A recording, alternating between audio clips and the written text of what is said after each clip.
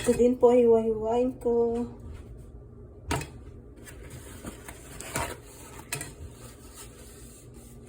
Lalagay ko din po sa freezer. Tignan niyo po. Oh, ang ganda.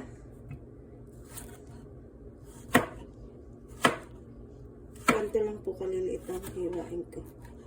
Lagay ko sa ziplock again.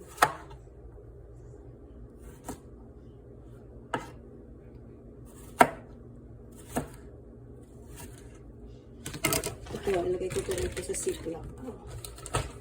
Para tapos lagay natin sa freezer. Ma-preserve po siya kasi 9 months. Walang tanin. Yan lang po talaga siya yung sa skin niya na po yung mga parang pekas. Pero hindi po siya dumi sa ano na po niya. Oh, tignan niyo naman po ito. Makatas. Masabaw po siyang kamatis. Ito po. May mga ibang kulay din ng kamatis, yung rainbow kamatis. Kaya lang po. Hindi, para siyang bayabas.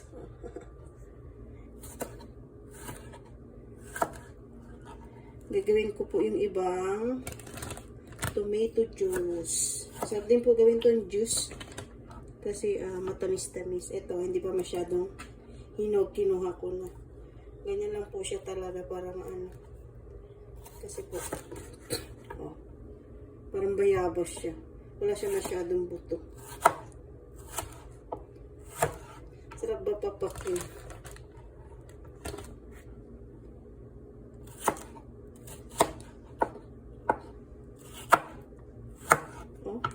Oh, nangyam naman po yung side. Walang buto.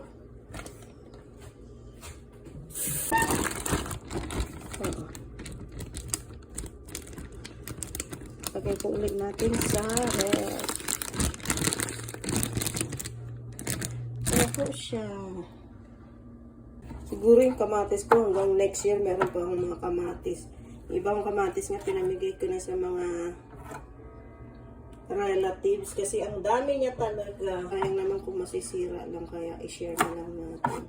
Kaya lang dito talaga yung mga tao every summer nagtatanim sila talaga ng mga kamatis, patatas, mais. Siguro na next year mag-try ako magtanim ng gusto kong itanim sa luyot, kaya lang hindi naman mabuhay dito kasi 3 months lang yung summer. Kasi sa Florida, yung mga Pilipina doon, may mga tanim silang sa luyot. Masarap sa luyot.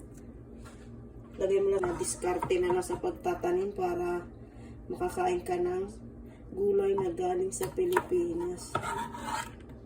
Hindi na ako nagtanim yung alokbati or spinach. Next year magtatanim din po ako ng ganun. Sarap yun eh. Lagay mo sa mga sabaw-sabaw.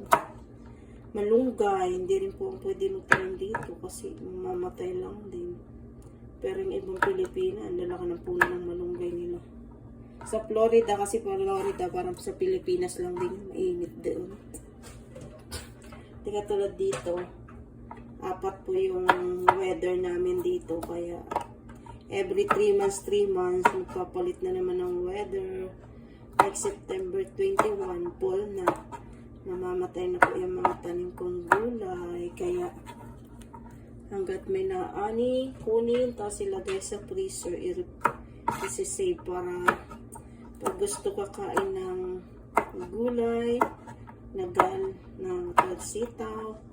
May talong pa po ako, yan din po. Kukunin ko ito sa hiwa-hiwain ko, lagay ko rin po sa freezer. Ayan po. Oh, ang dami din po nila.